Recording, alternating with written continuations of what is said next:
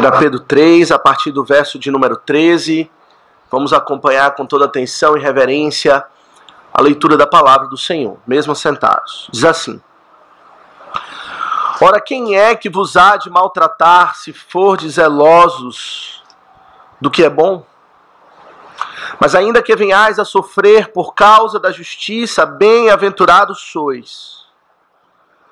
Não vos amedronteis, portanto, com as suas ameaças, nem fiqueis alarmados.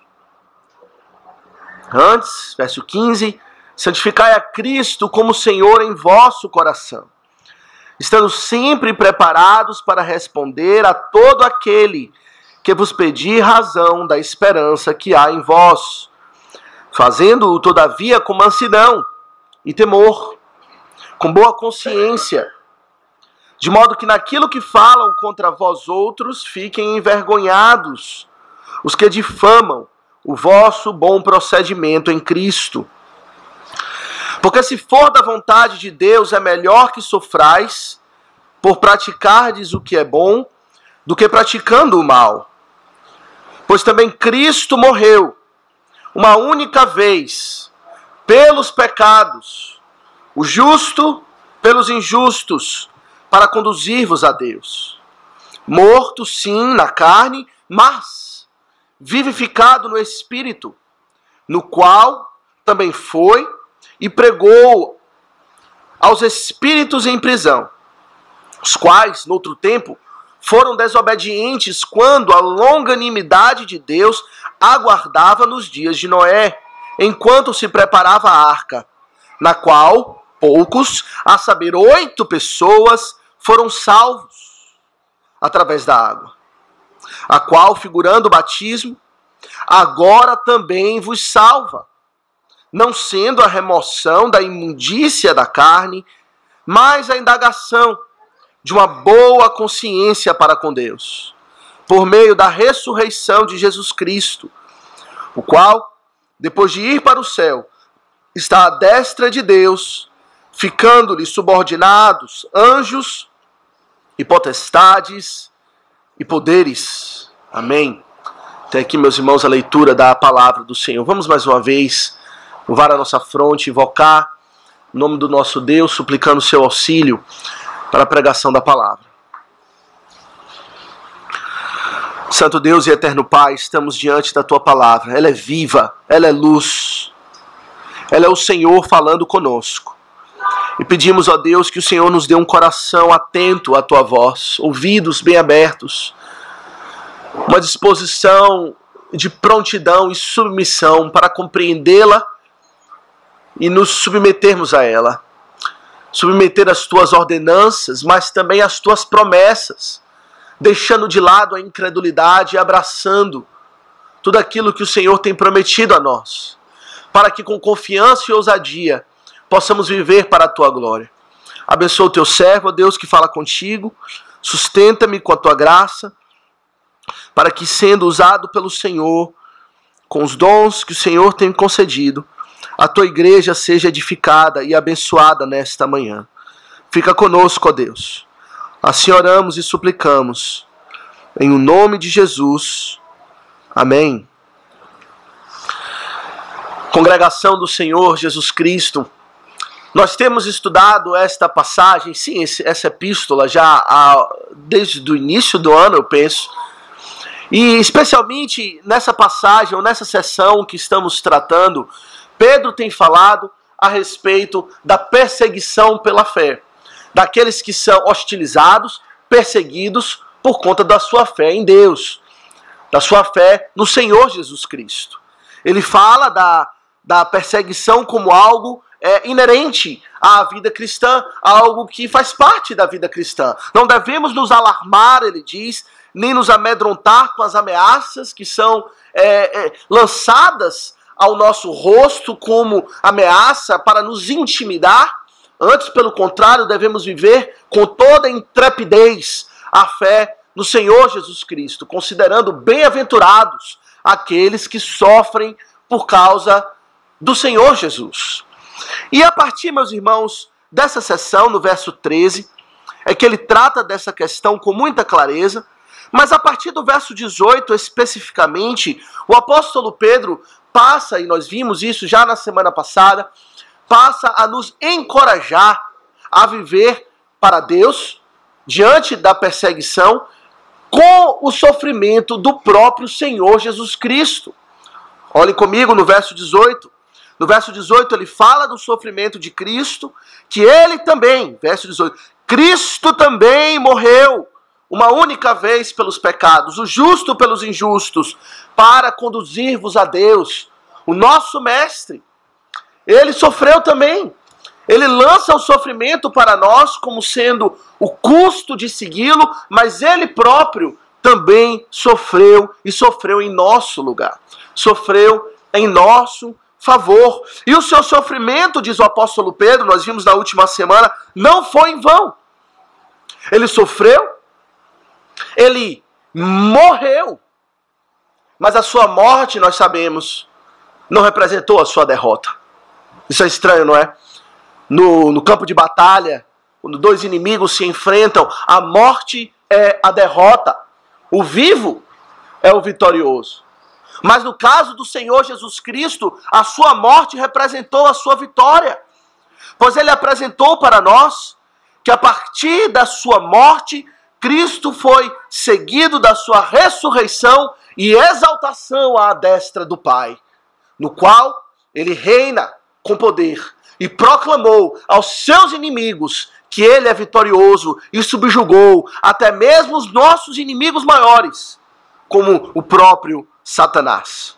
Nós sabemos que essa é uma passagem bem complicada, pela sua linguagem aparentemente um pouco truncada, é um pouco concisa. O apóstolo Pedro, a princípio, nessa sessão, no verso especialmente 18, 19, ele fala a respeito da vitória de Cristo, mas de uma forma muito concisa e que tem levado muitos à confusão da interpretação dessa passagem. Especialmente no verso 19, quando diz que Cristo foi e pregou aos espíritos em prisão. Essa expressão, espíritos em prisão, gera muita dúvida do que isso quer dizer, assim, na sua intenção do apóstolo Pedro, na intenção do Espírito Santo ao inspirá-lo. Porém, meus irmãos, nós vimos que, seguindo princípios saudáveis e justos de interpretação bíblica, é possível sim chegar a uma conclusão, eu penso, sólida daquilo que o apóstolo Pedro nos diz. A Bíblia se interpreta pela própria Bíblia e também analisando o contexto, é possível chegar a uma conclusão. E a nossa conclusão do que Pedro quer dizer ao falar que Jesus foi e pregou aos espíritos em prisão é de que, na verdade, ele foi aos céus e proclamou, não o evangelho, mas ele proclamou a sua vitória a demônios. Esses espíritos em prisão aqui nós entendemos assim. Na verdade, vimos na última semana 3 interpretações básicas, que Cristo na verdade foi para baixo, isto é, ele foi ao inferno, pregar uma segunda chance de salvação àqueles que já estavam condenados, e nós sabemos isso é pura heresia, é uma doutrina católica romana que diz que é possível ainda ser salvo após a morte, quando Cristo mesmo vai ao inferno, ou ao limbo, ou qualquer lugar desse tipo, e ele proclama libertação a cativos, espíritos em prisão. Vimos também uma segunda interpretação que diz que Cristo foi para trás. Isto é, ele foi para o tempo de Noé, pois logo em seguida ele fala do tempo de Noé. E que ele foi lá por meio do seu Santo Espírito e através de Noé, o pregoeiro da justiça, ele pregou o evangelho àqueles homens daquele tempo. E o nosso entendimento, meus irmãos, é que Cristo aqui, Pedro está falando, não é que ele foi para baixo, para o inferno, nem para trás, nos tempos de Noé, mas ele foi para cima, ele foi assunto aos céus. Isso fica claro quando vemos o verso 22, quando o apóstolo menciona novamente essa ida do Senhor Jesus após a sua ressurreição, que ele menciona no verso 21, e diz no verso 22, acompanhe comigo, que ele foi ao céu, o qual depois de ir para o céu, está à destra de Deus, ficando-lhe subordinados anjos, potestades e poderes. Essa é a proclamação do Senhor, quando ele foi e pregou esses espíritos em prisão. Esses espíritos que ele mesmo, pelo seu poder, subjugou, aprisionou, mantém em cadeias, como diz o apóstolo Paulo em outro lugar, reservando esses espíritos para o dia do juízo. Cristo pregou a sua vitória sobre os nossos inimigos. E essa é a mensagem de consolo dele para nós. Estamos enfrentando inimigos, não é? Ele fala da fé sendo hostilizada, da fé sendo ameaçada. E o que ele nos consola é: sofra. Cristo sofreu também, mas tenha ânimo, tenha confiança, porque o seu Cristo, que também sofreu no seu lugar, ele já venceu os inimigos todos. Ele já subjugou anjos, poderes, potestades, estão todos aos seus pés. E disso concluímos aquilo que ele fala no verso 13: quem vos há de maltratar, se fordes zelosos do que é bom? Quem vos poderá causar dano? Quem vos poderá infligir algum mal, se vocês vivem para o Senhor? Ninguém! É a pergunta retórica, que a resposta fica implícita. Ninguém poderá causar dano aos filhos do Senhor, pois Jesus Cristo, o seu Rei Supremo, já venceu a todos os inimigos. Isso deve consolar os nossos corações. A doutrina da ascensão do Senhor Jesus Cristo, daquele que está sentado à destra do Pai, reinando com poder e grande glória, deve ser de grande consolo para nós. Não existe governante algum nesse mundo, não existe homem algum nesse mundo, por mais poderoso que ele seja, não existe demônio algum no mundo invisível que esteja sentado num trono ou tenha um poder maior ou mais elevado do que o do nosso Senhor Jesus Cristo. Ele está sentado à destra de Deus, diz o apóstolo Pedro. Quem está acima dele? Quem pode se elevar acima de Deus? Ninguém está. Isso então deve nos consolar grandemente, meus irmãos, e nos animar a viver para o Senhor.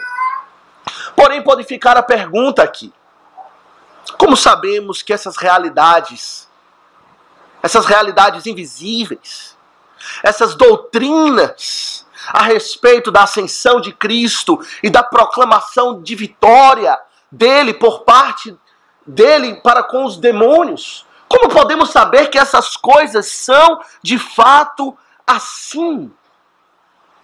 Ou em outras palavras, como a nossa fé nessas doutrinas que Pedro aqui nos apresenta, da vitória de Cristo sobre Satanás e da sua ascensão, como nossa fé pode ser confirmada, selada, fortalecida? Meus irmãos, a doutrina que Pedro apresenta, de fato, ela é invisível. Ela acontece nas regiões celestiais. Não ouvimos essa proclamação de vitória de Cristo sobre Satanás. A palavra de Deus nos diz que ela aconteceu. E nós cremos pela fé que assim é verdade. Porém, será que o Senhor não nos deixa uma evidência disso? Será que Ele não nos deixou marcas e sinais que nos garantem que as coisas são de fato assim? Meus irmãos, é justamente, eu penso, para responder esse tipo de objeção, para fortalecer a fé nossa, de homens que são chamados de homens de pequena fé, que têm dificuldade para crer tão somente naquilo que Deus fala, que Pedro apresenta para nós sinais visíveis, claros, da vitória de Cristo sobre os seus inimigos. E ele faz isso a partir do verso 20, e nos versos 20 e 21. Pedro aqui, meus irmãos, apresenta para nós relatos históricos, assim como sinais visíveis, que Deus deu ao seu povo, para fortalecer a nossa fé na realidade de que Cristo é verdadeiramente vitorioso. Assim, meus irmãos, queremos considerar essa passagem, 1 Pedro 3, versos 20 e 21, sobre o seguinte tema: os sinais evidentes da vitória de Cristo. Os sinais evidentes da vitória de Cristo. Queremos considerar dois sinais. Primeiro, o sinal histórico da vitória de Cristo, o dilúvio. E em segundo lugar, o sinal sacramental da vitória de Cristo, o batismo. O sinal histórico e o sinal sacramental. Meus irmãos, o primeiro sinal que o apóstolo Pedro apresenta para fortalecer a verdade de que Cristo verdadeiramente venceu os inimigos, todos os seus inimigos, os nossos inimigos, é o sinal histórico da vitória de Cristo com respeito ao dilúvio. Ele diz isso no verso de número 20. Ele diz o seguinte, lê no verso 19 também, ele fala que Cristo foi e pregou os espíritos em prisão, e aí vem o sinal histórico, os quais noutro tempo foram desobedientes quando a longanimidade de Deus aguardava nos dias de Noé, enquanto se preparava a arca, na qual poucos, a saber, 8 pessoas, foram salvos através da água. Meus irmãos, esse é o primeiro sinal que o apóstolo Pedro apresenta para fortalecer a nossa fé, para nos garantir que o que ele acabou de falar a respeito da vitória de Cristo, de fato, é verdade, é uma evidência para nós. E aqui, na verdade, muitos se confundem, porque alguns pensam, o que tem a ver uma verdade com a outra? O que tem a ver a ascensão de Cristo e sua proclamação de vitória aos espíritos maus, espíritos em prisão, com Noé, com o dilúvio e mais ainda, para confundir a nossa cabeça, com o batismo?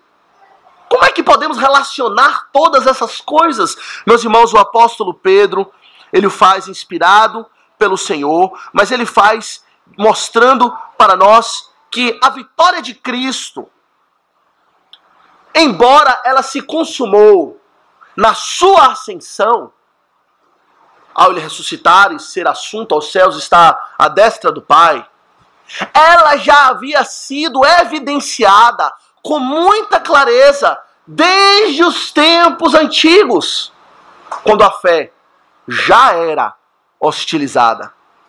É esse o sentido quando ele menciona a história de Noé. A história de Noé e do dilúvio, meus irmãos, é uma figura, é quase que uma parábola, mas que aconteceu a respeito de que Cristo seria, e já era, em certo sentido, vitorioso sobre os seus inimigos. Cristo já era vitorioso sobre os seus inimigos.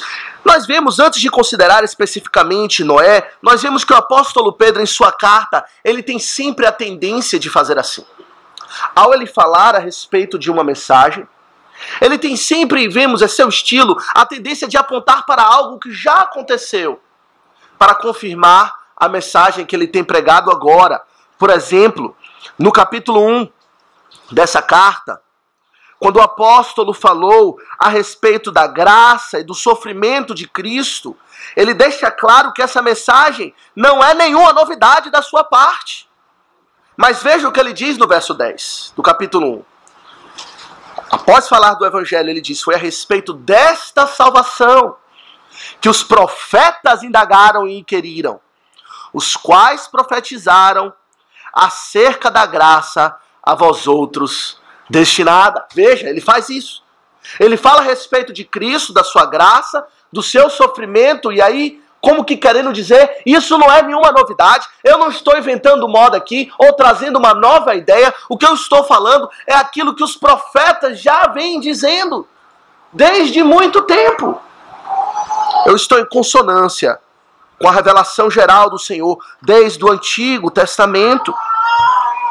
Quando ele fala a respeito do sangue de Cristo, novamente, mais adiante também no capítulo 1, quando ele fala do valor do sangue de Cristo, sangue esse precioso, que pode nos purificar de todo o pecado, ele diz que esse sangue não apareceu do nada na história da humanidade. Mas veja o que ele diz no verso 19, 1 Pedro 1,19, ele fala: mas pelo precioso fomos lavados e remidos pelo precioso sangue, verso 19, como de cordeiro, sem defeito e sem mácula, o sangue de Cristo. E aí ele fala no verso 20: conhecido com efeito antes da fundação do mundo, porém manifestado no fim dos tempos por amor de vós. A verdade que eu trago para vocês a respeito do valor do sangue de Jesus, novamente, não é uma novidade. Esse sangue precioso já existe e já foi profetizado, já foi anunciado que ele seria derramado desde antes da fundação do mundo. Isso solidifica a nossa fé. É uma mensagem antiga. É uma mensagem que existe antes dos fundamentos da terra terem sido lançados. E ele faz novamente agora. Quando ele fala da vitória do Senhor Jesus Cristo, no capítulo 3, voltando agora para a nossa passagem, de que Cristo ele morreu, é verdade, na carne, mas ele foi vivificado no Espírito, isto é, ele ressuscitou, e ele proclamou a sua vitória sobre Satanás, sobre os anjos, e anjos maus, e poderes e potestades. Ao anunciar essa verdade, ele mostra para nós que essa verdade não é nenhuma novidade. De que Cristo seria vitorioso, sim, sobre o seu povo, sobre os seus inimigos, em prol do seu povo, e de que isso já tinha sido evidenciado claramente. Ele aponta para nós, meus irmãos, a história do dilúvio nos tempos de Noé, para evidenciar esta verdade. E de fato, meus irmãos, quando falamos em fé hostilizada e da vitória de Deus sobre os seus inimigos, que história mais contundente do que a história do dilúvio? De fato, a palavra de Deus no seu Antigo Testamento, ela tem várias histórias que mostram a vitória do povo de Deus contra os seus inimigos. O Êxodo, por exemplo, que história fantástica! Quando o Senhor, com sua mão forte, braço estendido, resgatou o seu povo do Egito, da escravidão sobre Faraó. Mas eu penso que nenhuma história é tão fantástica, pela sua escala, pela sua proporção, pela evidência contundente da vitória de Deus, nenhuma história é maior do que a história do dilúvio. Meus irmãos, o apóstolo ele começa dizendo, no verso 20, que esses espíritos em prisão, noutro tempo, foram desobedientes, quando a longanimidade de Deus aguardava nos dias de Noé. Os dias de Noé, meus irmãos, de fato, foram caracterizados por dias de grande desobediência. Essa era uma palavra que poderia muito bem ser usada para descrever aquele tempo. Era um tempo onde a iniquidade havia se proliferado na terra.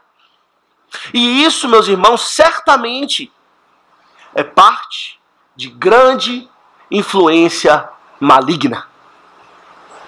Os tempos de Noé, meus irmãos, diz-nos a palavra de Deus, foi um tempo quando o Senhor viu que a maldade do homem, isso em Gênesis 6, havia se multiplicado na terra e que era continuamente mal todo o desígnio do seu coração. Veja a descrição do Senhor a respeito desse povo, da condição da nossa humanidade nos tempos de Noé. O Senhor ele não alivia na descrição. E nós sabemos que o Senhor não é dado a exageros. O Senhor ele fala com precisão a respeito das situações do homem. E o que ele diz é que era continuamente mal todo o desígnio do coração do homem. Tudo que o homem desejava era maldade. E durante todo o tempo, constantemente, o homem respirava a maldade, como de Jó, homem que, embora não do tempo do dilúvio, mas considerado do tempo dos patriarcas, era um homem que descreveu que naquele tempo a humanidade bebia o pecado como água. A iniquidade fazia parte do dia a dia. Em Gênesis 6, no verso 13, o Senhor diz ainda a respeito daquele tempo que a terra estava cheia da violência dos homens. Essa era uma manifestação do pecado, violência, o mal. Quando o homem matava outro homem a troco de nada. Mas certamente a violência não era a única maldade praticada, mas a ganância, a imoralidade sexual e todo tipo de iniquidade certamente era manifestada no coração do homem naquele tempo. E Satanás atuando poderosamente. Satanás instigando o coração dos homens, lançando seus dardos inflamados, tentando os homens para que de fato dessem vazão a todo tipo de maldade. Esses espíritos em prisão atormentavam a nossa humanidade. E se de fato o homem era mau, os que sofriam grandemente eram os justos na terra. Noé e a sua família continuamente experimentavam a iniquidade e a maldade do homem na sua própria vida e na sua própria pele. Certamente Noé e sua família não era deixada de lado. Deixe eles viverem do jeito que eles quiserem e que nós vamos viver aqui em paz. Vamos continuar vivendo para o pecado. Se eles quiserem viver como justos, se eles quiserem crer nesse Deus que disse que vai fazer isso ou aquilo, deixe eles viverem em paz. Certamente não era assim, meus irmãos. Se houve um homem na terra, além do Senhor Jesus Cristo, que experimentou hostilidade pela fé, foi Noé e sua família. Eram poucos, diz o apóstolo Pedro, ele enfatiza o quão pequeno era o grupo de Noé. Poucos, 8 pessoas apenas. 8 pessoas contra um mundo endemoniado. Imaginou? Você e sua pequena família tendo que enfrentar um mundo tomado pela violência e pela maldade, instigada no seu coração por forças demoníacas. E nesse tempo todo, a longanimidade de Deus aguardando nos tempos de Noé. Deus vendo o seu povo sendo maltratado, Noé sendo hostilizado, Noé sendo vilipendiado, e a sua família, e o Senhor aguardando. 120 anos, diz a palavra de Deus, que o Senhor aguardou com paciência toda essa situação.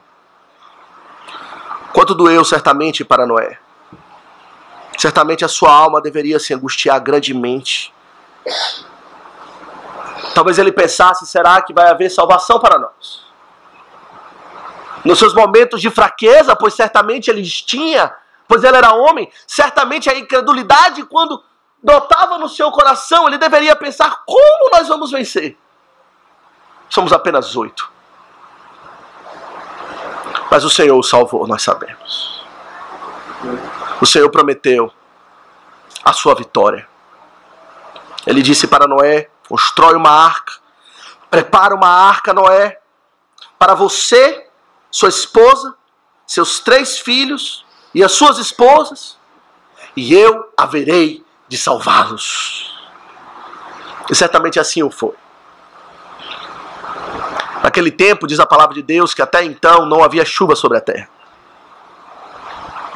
O que regava a terra era uma neblina que surgia, e a neblina então se condensava, e a terra era regada dessa maneira.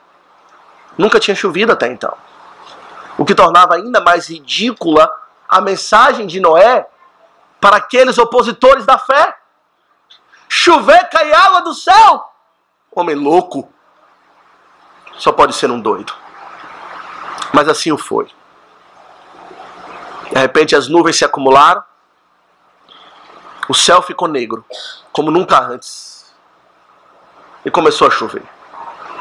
Talvez os homens tenham continuado com a sua zombaria. Tenham continuado vilipendiando a Noé e a sua família, que nesse tempo já tinha entrado na arca, que tinha sido selada por Deus, juntamente com os animais. Mas a água continuou 40 dias, subindo. Talvez aquele povo pensou, não, nós vamos escapar.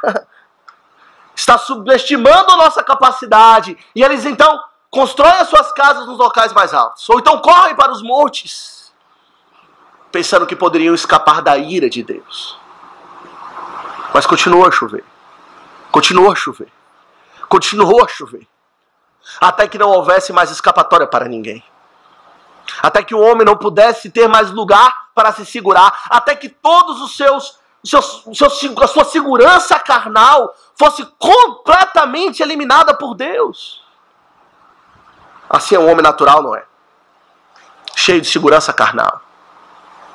Ele sobe no monte, sobe em outro, sobe no pico e ele pensa, cheguei no topo do mundo, aqui ninguém poderá me alcançar, mas Deus alcança. As águas subiram e alcançou aqueles que se rebelaram contra o Senhor. Um pequeno povo, um grupinho insignificante, doido, que não pensa como os demais, que não vive como os demais, que quer viver de modo diferente, foi vitorioso pelo poder de Deus sobre o mundo inteiro, tomado pelo demônio e pelo império das trevas. Um mundo desobediente. Meus irmãos, isso enfatiza para nós, de fato, a vitória do Senhor Jesus Cristo sobre os seus inimigos, não é? Se havia um povo fraco, era o povo de Noé. Noé era agricultor, diz a palavra do Senhor, nem homem de guerra era, para batalhar. Qual deveria ser o vigor desse homem? Um homem idoso, apenas 3 filhos, família pequena. Mas o Senhor venceu. O Senhor batalhou por eles. E deixou claro que nenhuma oposição, por mais numerosa que ela seja, por mais demoníaca que ela seja, por mais violenta que ela seja, poderá vencer o seu povo. Não é isso que o Senhor Jesus disse? Que a igreja triunfaria sobre os portais do inferno? Que a igreja seria vencedora pelo seu próprio poder? Aqui está uma evidência histórica, diz o apóstolo Pedro, um sinal muito claro que nós podemos olhar e ver de que o Senhor já manifestou o seu poder no passado de forma muito concreta. A vitória de Cristo não é algo abstrato, não é uma doutrina apenas para os livros, não é algo vago, genérico, que nós apenas cremos assim para aquela fé cega. Mas é algo que já foi evidenciado em escala mundial, que alcançou não apenas toda a terra, mas até mesmo o reino invisível de Satanás, quando o Senhor venceu o maligno naquele tempo. Meus irmãos, nós vemos com isso que a fé cristã, ela não é cega, não. Nós cremos em verdades de Deus, sim. Nós cremos em doutrinas que são divinas, que fogem à capacidade do homem, mas que têm um fundamento. A nossa fé tem fundamento.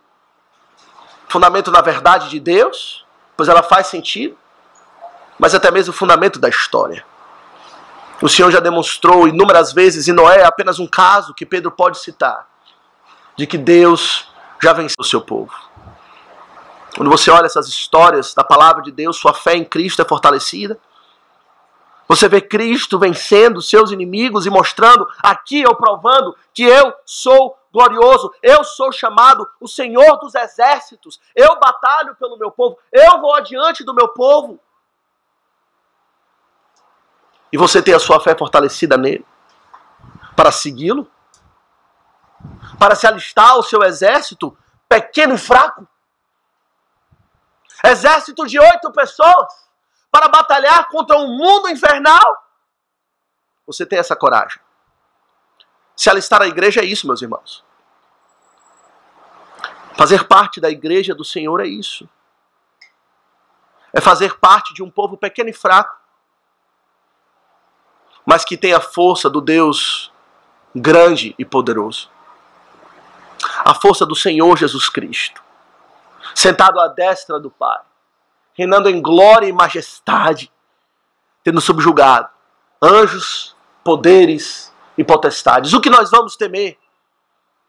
Eu penso quantos crentes, às vezes eu fico balançando a minha cabeça, quando eu vejo crentes com medo do avanço do islamismo no mundo, ou com medo do avanço da Coreia do Norte, ou da Terceira Guerra Mundial, ou coisas desse tipo. Ora, de fato não é motivo para se alegrar, mas não para se amedrontar. Podemos nos entristecer claramente, sim, com o avanço da maldade no mundo. Não queremos viver como nos dias de Noé, mas não devemos nos alarmar. É isso que ele diz no verso 14. Não vos amedronteis, portanto, com as suas ameaças, e nem fiqueis alarmados. Meus irmãos, nós sabemos que a perseguição no nosso meio não chega ainda a ser física. Mas ela é forte. Ela é contundente. Ela nos constrange. E muitas vezes nos leva a nos calar. Muitas vezes nós não abrimos a nossa boca. Como Noé, que era pregoeiro da justiça, para falar de Jesus, porque temos medo de homens e mulheres que até então não nos tocam, apenas nos ameaçam. E se eles nos tocassem, como nos dias de Noé? Nos lançassem em prisão, roubassem os nossos filhos, colocassem a faca em nosso pescoço, como tem colocado não aqui, mas em outros lugares do mundo. Nós sabemos, temos visto na notícia que com o avanço do Islã, crentes têm sido decapitados brutalmente em frente às câmeras. E o vídeo espalhado na internet para todos verem. Você se amedronta com isso? Você fica alarmado com isso? Você que serve o Deus que já inundou o mundo inteiro para salvar 8 pessoas? Cadê a nossa fé? Meus irmãos, as histórias da palavra de Deus foram escritas para o nosso consolo, como a própria Bíblia diz. Para que experimentemos o consolo das Escrituras e o conforto das Escrituras. Aquilo foi escrito para nós, aconteceu para nós, para nos animar, nos fazer perseverar. A nossa fé, ela tem um fundamento. E o Senhor nos deu um evidente sinal histórico de que Cristo é vitorioso sobre os seus inimigos, o dilúvio. Mas então, meus irmãos, a partir do verso 21, Pedro, ele muda de assunto, para, mais ou menos, lança, como falamos, uma bola curva, com efeito, e fala agora do batismo. Alguém poderia pensar, como Pedro, falando de perseguição, vai para Noé e agora para batismo? Qual é a relação dessas coisas? Mas, meus irmãos, existe muita relação entre o batismo, Noé, e o sofrimento por Cristo e a vitória que Ele há de nos dar no dia final. No verso 20, lerei novamente, ele diz, a respeito de Noé, que os quais no outro tempo foram desobedientes, quando a longanimidade de Deus aguardava nos dias de Noé, enquanto se preparava a arca, na qual poucos, a saber, 8 pessoas foram salvos através da água. E aí ele fala agora, a qual, figurando o batismo, agora também vos salva, não sendo a remoção da imundícia da carne, mas a indagação de uma boa consciência para com Deus por meio da ressurreição de Jesus Cristo. Meus irmãos, aqui está o outro sinal evidente que Pedro apresenta da vitória de Cristo. O primeiro foi um sinal histórico, agora ele apresenta para nós um sinal sacramental. Ele apresenta para nós um sacramento, um sinal concreto, palpável, visível, sensorial, para fortalecer a nossa fé a respeito da vitória do Senhor Jesus Cristo e da salvação a nós apresentada. E o sacramento que ele apresenta para nós, meus irmãos, é o batismo.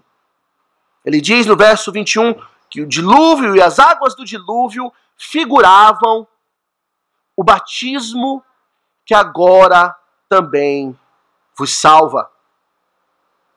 O batismo agora também vos salva. Meus irmãos, o que é o batismo? O que é um sacramento do Senhor?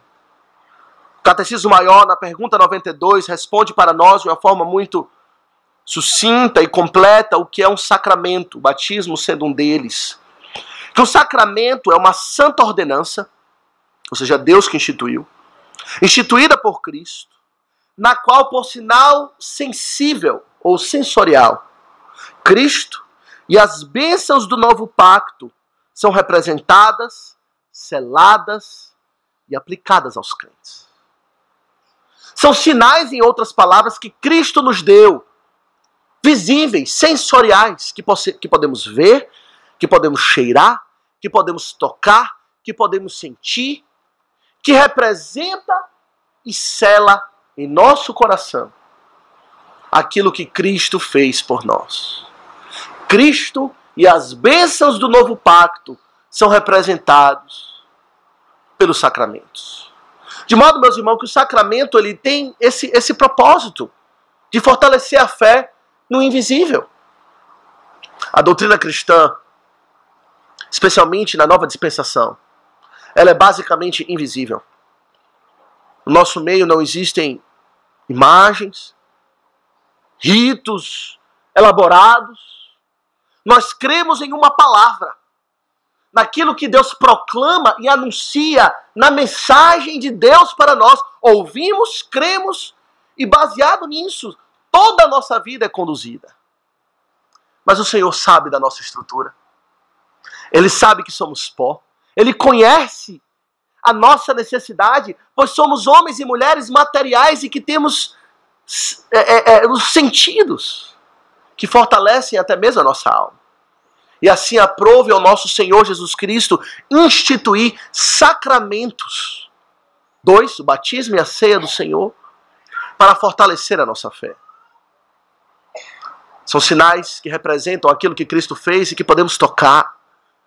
E pela fé, nós compreendendo o que significa tanto a água quanto a ceia do Senhor, a nossa fé é fortalecida, ela é selada, ela é fortificada pelo Senhor.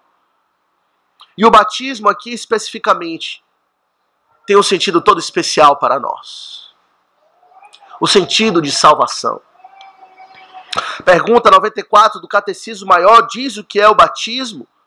E aí nós já vamos começando a compreender a ligação disso com os tempos de Noé. Pergunta 94 diz o que é o batismo? Resposta: o batismo é o sacramento no qual o lavar com água em nome do Pai, do Filho e do Espírito Santo significa e sela o quê? Nossa união com Cristo e participação das bênçãos do pacto da graça e a promessa de pertencermos ao Senhor. Quando somos batizados, o Senhor nos dá um sinal visível de que somos dele. Pertencemos a ele. Sabemos que o batismo ele sinaliza ou ele enfatiza todas as bênçãos de Cristo, ele enfatiza a bênção da remissão de pecados. Porque é o lavar da água. A água nos lava dos nossos pecados. O apóstolo diz, aliás, em Atos 22:16, falando do batismo de Paulo, quando fala: porque te demoras, levanta-te, recebe o batismo e lava os teus pecados. O batismo representa o lavar dos pecados que o Senhor nos deu, removendo a culpa do pecado, removendo o domínio do pecado. Mas de forma mais essencial, de forma mais básica, o batismo representa a nossa união com Cristo. E a lavagem dos pecados sendo um desses benefícios. Isso está evidente em algumas passagens, por exemplo, em Mateus, Romanos 6.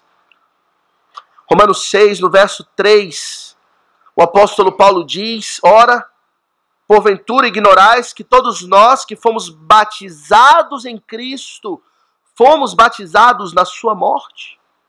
Essa expressão batizados em Cristo significa e simboliza isso, que fomos batizados em Cristo, que ao ser batizados, agora nós estamos em Cristo, estamos em união com Cristo. O batismo representa isso, que pertencemos a Ele. O apóstolo Paulo, escrevendo aos Gálatas, ele usa a mesma expressão. Gálatas 3, no verso 27, ele diz: porque todos quantos fostes batizados em Cristo, de Cristo vos revestistes. Ao ser batizado em Cristo, Gálatas 3, 27, ao ser batizado em Cristo, de Cristo nós fomos revestidos. O batismo, meus irmãos, portanto, representa que estamos ligados a Cristo sacramentalmente.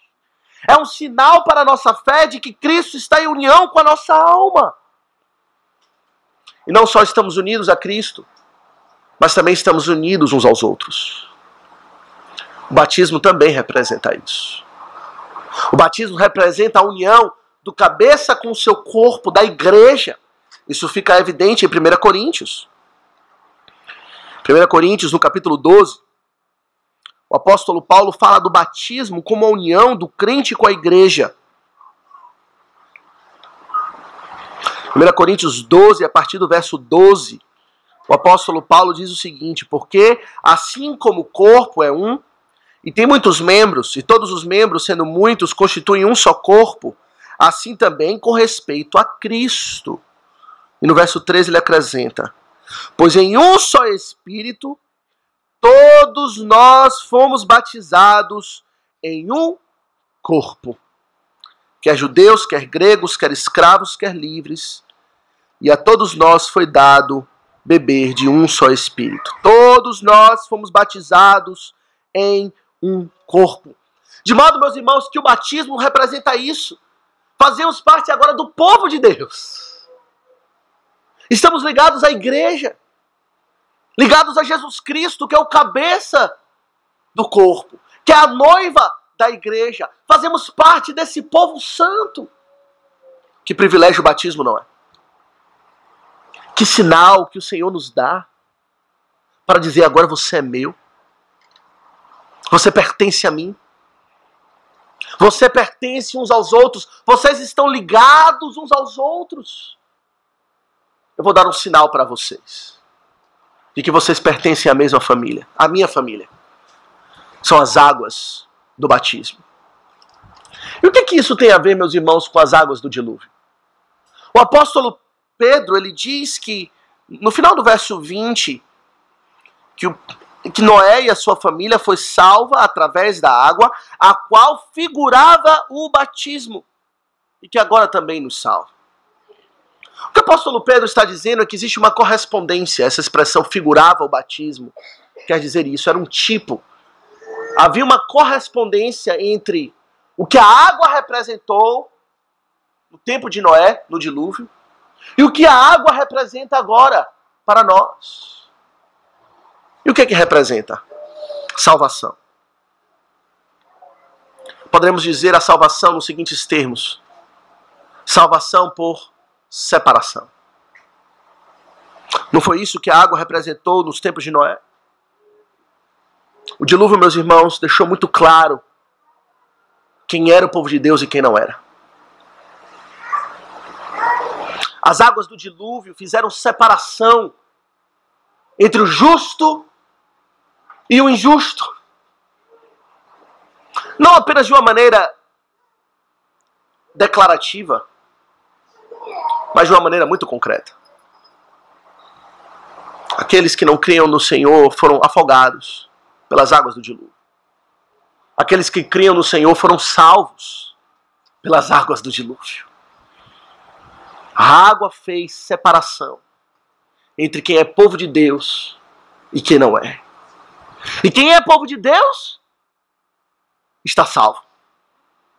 Quem não é povo de Deus haverá de experimentar a sua ira, o seu juízo. E o batismo representa isso para nós. O batismo representa aqueles que estão dentro da arca, podemos assim dizer. A arca que pode representar, por um lado, o próprio Cristo, ou que pode representar também a igreja do Senhor, que é salva por o Senhor. Aqueles que creem estão salvos. Salvos pela água. A água é um sinal claro de uma distinção entre o povo de Deus e quem não é povo de Deus. Para Noé, essa água salvou Noé de uma geração incrédula e má. E para nós, essa água nos salva dos nossos próprios pecados. O dilúvio fez separação nos dias de Noé entre o justo e o injusto. E hoje o batismo faz separação entre os que estão em Cristo e os que não estão em Cristo. Um sinal aprovado por Deus, o batismo, instituído por Ele mesmo.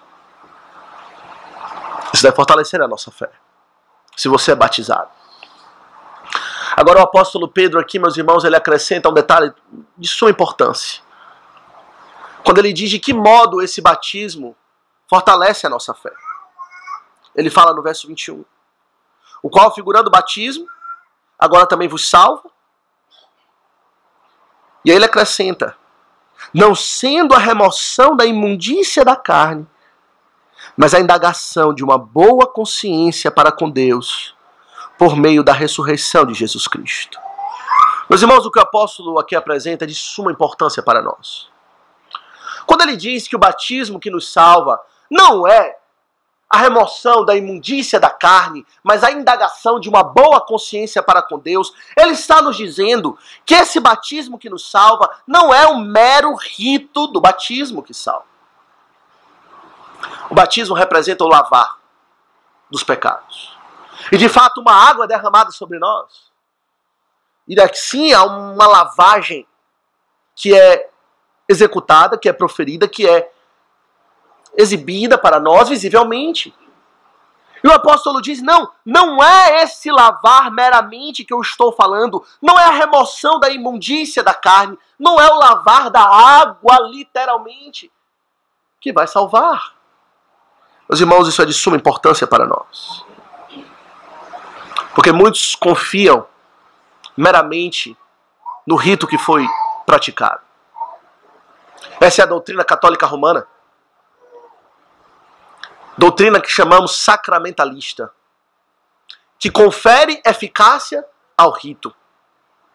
Que diz que a mera execução do rito, do derramar da água do batismo sobre a cabeça de alguém, de modo automático, graça é infundida naquela alma, independente da sua fé, independente da sua crença, independente da sua vida e comportamento, aquela pessoa tem agora a segurança da salvação. Talvez hoje isso não seja mais tão praticado, pois a Igreja Católica tem sido secularizada e muito, mas na sua doutrina ortodoxa é assim que se crê no catolicismo. Por isso que quando alguém está para morrer que não é batizado, é preciso correr para batizar aquela pessoa. Assim se pensa os católicos. Porque ao batizar, então, aquela pessoa terá sendo lavada verdadeiramente e terá a salvação. Meus irmãos, isso gera todo tipo de problema. Primeiro que isso não é uma verdade da parte do Senhor, mas gera todo tipo de problema. Gera o problema da presunção. Pois se eu já sou batizado, eu já sou salvo, e agora não importa como eu vivo, eu posso continuar nos meus pecados, qual o problema? Eu já fui batizado. Eu já recebi a graça do Senhor por meio do sacramento, eu recebo a hóstia de vez em quando, recebo a bênção ou qualquer outro tipo de sacramento, e pelo rito eu sou purificado, e a minha vida não importa, eu posso continuar vivendo o quanto eu quiser, no pecado o quanto eu quiser, me envolvendo em todo tipo de imundícia, sem nenhum perigo, sem nenhum tipo de temor e medo do juízo de Deus que virá. Mas Pedro não está dizendo que isso não acontece de modo nenhum. Não é a remoção da imundícia da carne que salva. O batismo não representa isso, ele está dizendo. Não tem esse poder em si, mas pelo contrário, ele diz, é a indagação de uma boa consciência para com Deus. A indagação de uma boa consciência para com Deus. O que significa essa expressão? Talvez um pouco confusa, não é? No português. E de fato existe divergência na tradução dessa expressão. A palavra indagação aqui, que é a grande palavra difícil de se traduzir, ela tem dois sentidos. Ela tem um sentido de indagação, como aqui traduzido, uma pergunta, um pedido. E aí, nesse sentido, seria o seguinte, que ao ser batizado, a pessoa pode pedir a Deus que agora lhe dê uma boa consciência, que lhe dê a certeza da salvação, pois eu já fui batizado. Mas existe outro sentido dessa palavra no original, e algumas traduções da Bíblia o traduzem dessa maneira, Que a indagação aqui seria melhor traduzido por promessa, ou compromisso, ou disposição de uma boa consciência para com Deus. O que isso quer dizer? Aqueles que são batizados agora fazem um compromisso para viver diante de Deus com uma consciência limpa. O batismo não é licença para pecar, pelo contrário. O batismo é um compromisso público que você fez de que agora você vai viver para Deus. Você agora fez um compromisso com o Senhor de viver para Ele a promessa de uma boa consciência para com Deus. E é isso que o Senhor espera do seu povo, não é? Desde sempre. Quando o seu povo no Antigo Testamento, na Antiga Aliança, circuncidado, ao 8º dia, andava em pecado, qual era a exclamação do Senhor? Circuncidai o vosso coração, diz o Senhor. Não meramente a circuncisão externa, não meramente o rito, mas que o seu coração verdadeiramente seja circuncidado. O Senhor diz isso por meio de Jeremias, de uma forma muito contundente. Em Jeremias 4, no verso 4, o Senhor fala: circuncidai-vos para o Senhor, circuncidai o vosso coração, ó homens de Judá e moradores de Jerusalém. E ele diz o porquê. Para que o meu furor não saia como fogo e arda, e não haja quem o apague por causa da malícia das vossas obras. Quer dizer, aqui estão aqueles que têm o sinal, o selo, de que pertencem ao povo de Deus. Moradores de Judá e Jerusalém. Povo de Deus. Mas vivem em pecado. O Senhor diz, não é essa separação que eu vou fazer. A separação que eu vou fazer entre os que serão salvos e os que não serão salvos, entre os que serão libertos por mim e aqueles que receberão a minha ira, não é meramente a visível. Não são os moradores de Judá. Não são os membros de igreja, ou aqueles que meramente têm o sinal do batismo sobre a sua fronte. Mas aqueles que têm vivido debaixo da promessa de manter uma boa consciência para com Deus. Aqueles que têm um coração circuncidado, que andam em integridade para com o Senhor. Essa é a divisão. Os moradores de Judá que vivem em pecado, diz o Senhor por meio de Jeremias, fogo do Senhor vai sair para consumir. Ele há de alcançá-los também. De modo, meus irmãos, que está aqui para nós uma exortação dupla. Ao mesmo tempo um consolo de que Deus há de salvar os seus batizados, mas ao mesmo tempo uma exortação para que os batizados vivam para Deus. Temam o Senhor. Vivam para Ele. O Senhor fala isso, é interessante essa passagem que traz essas duas ideias. Abra comigo 1 Coríntios.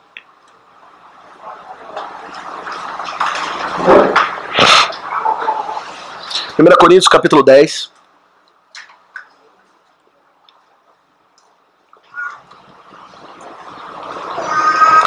1 Coríntios capítulo 10, o apóstolo fala a respeito do povo de Israel.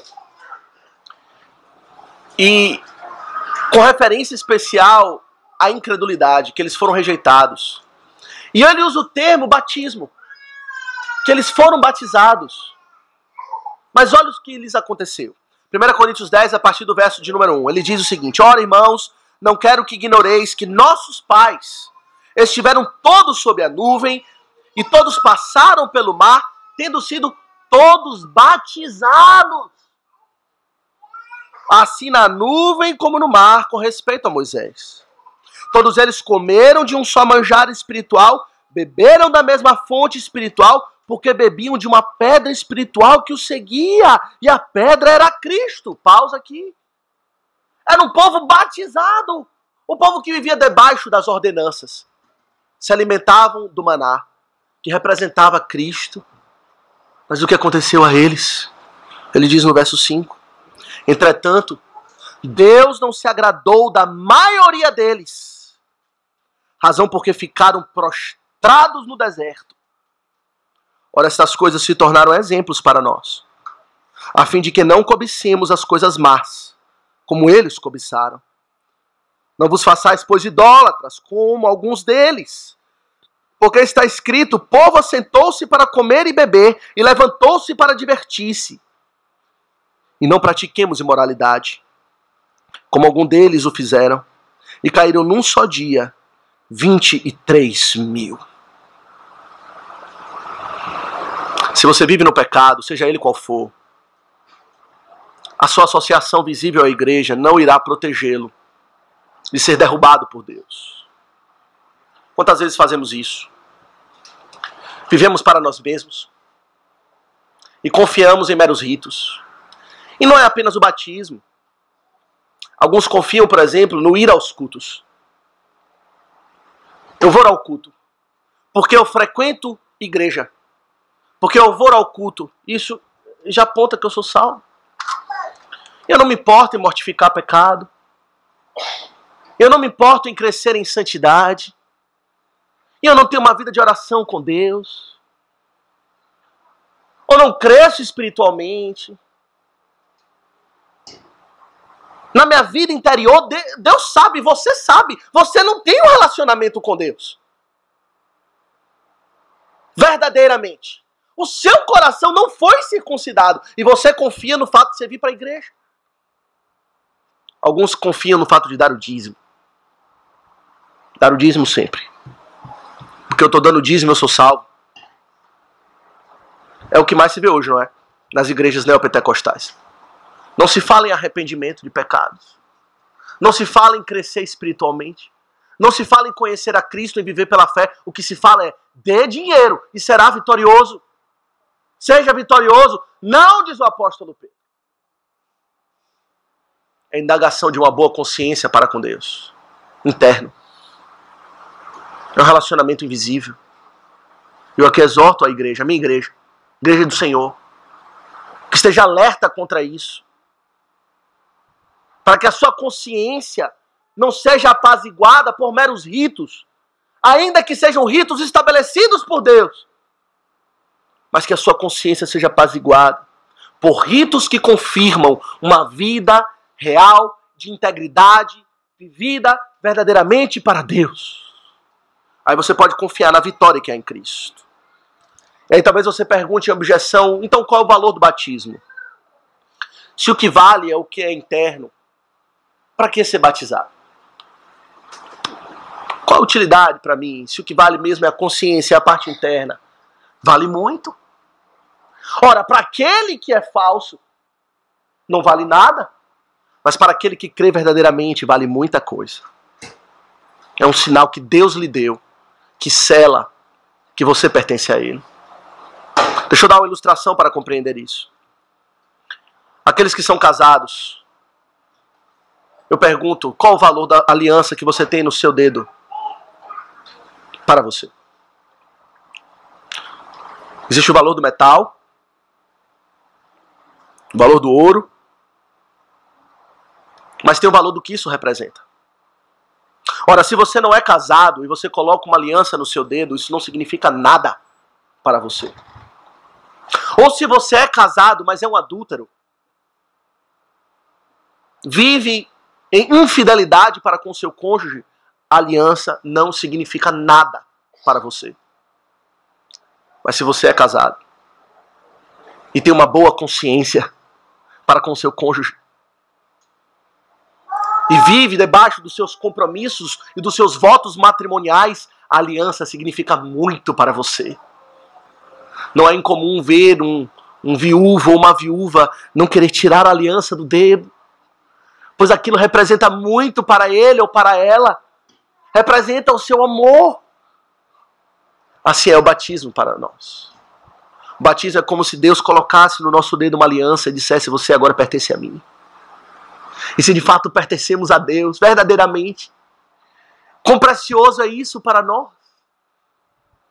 Jesus Cristo disse, você é meu e agora eu lhe protejo. Você pertence à minha igreja. E você gozará dos benefícios da minha vitória sobre Satanás, o mundo e todos os inimigos da fé. O que significa o batismo para você? Significa muita coisa. Para nós significa Deus me amou. E ele colocou um sinal para provar isso no meu dedo, na minha cabeça. Mas para nós significa também, eu amo a Deus. E eu irei viver para Ele. Eu irei cumprir os meus votos. O meu compromisso, a minha promessa, aqui significando pela essa palavra traduzida por indagação, de ter uma boa consciência para com Ele. Andarei em fidelidade para com o Senhor, em integridade, negando os pecados. E assim verá verdadeira distinção entre o justo e o injusto. Entre aqueles que serão salvos por Cristo e aqueles que serão condenados no dia da sua vinda. O apóstolo Pedro fala isso com todas as letras na sua segunda carta. Veja comigo. Já em conclusão, na sua segunda carta, no capítulo 2, a partir do verso 4, ele traz essa ideia de que Deus não poupa aqueles que vivem em clara rebeldia contra Ele. 2 Pedro 2,4 ele diz, ora, se Deus não poupou anjos quando pecaram, antes precipitando-os no inferno, os entregou a abismos de trevas, reservando-os para juízo. E não poupou o mundo antigo, mas preservou a Noé, pregador da justiça, e mais 7 pessoas, quando fez vir o dilúvio sobre o mundo de ímpios. E agora, terceiro exemplo. E reduzindo às cinzas as cidades de Sodoma e Gomorra, ordenou-as à ruína completa, tendo-as posto como exemplo a quantos venham a viver impiamente. E livrou o justo Ló, afligido pelo procedimento libertino daqueles insubordinados. Porque este justo, pelo que via e ouvia, quando habitava entre eles, atormentava a sua alma justa a cada dia, por causa das obras iníquas daqueles. Aí ele diz a aplicação, conclusão. É porque o Senhor sabe livrar da provação o piedoso e reservar, sob castigo, os injustos para o dia do juízo. Esse é o resumo da mensagem. Se cremos em Cristo, nós cremos naquele Deus que sabe e tem poder para livrar da provação os piedosos.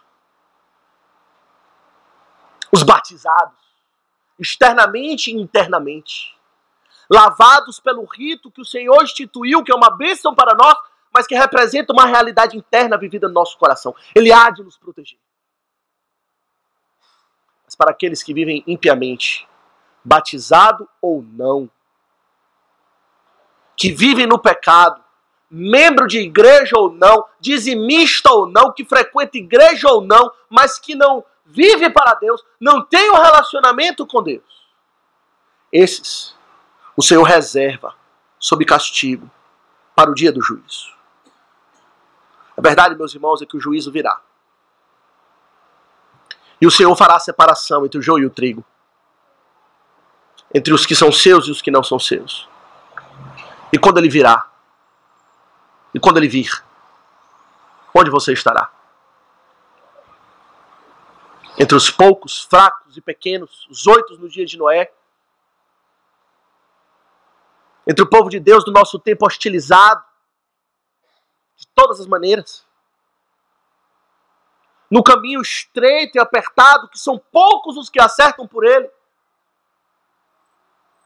Ou no mundo iníquo, no caminho largo, entre aqueles que se rebelam contra o Senhor. Hoje é o tempo da esperança. O Senhor, nos tempos de Noé, esgotou a sua longanimidade. Ainda não esgotou sobre nós. O nosso Deus, de fato, é benigno e longânimo. Na nossa maneira de pensar, já passou da hora. Mas não passou ainda. Da hora do Senhor executar o seu juízo. Todos os atributos de Deus, meus irmãos, são ilimitados, com exceção da sua longanimidade. Ela é grande, mas ela tem fim. terá um fim sobre a nossa vida, terá um fim sobre a sua vida. E hoje é o tempo da esperança. Hoje é o tempo do arrependimento. De nos voltarmos para Deus, sermos batizados no nosso coração, publicamente, viver para Deus. E gozar da vitória do Senhor Jesus Cristo, evidenciada para nós, por Noé e pelo batismo. Que ambos fazem separação entre o justo e o injusto. Que o Senhor nos abençoe. Amém.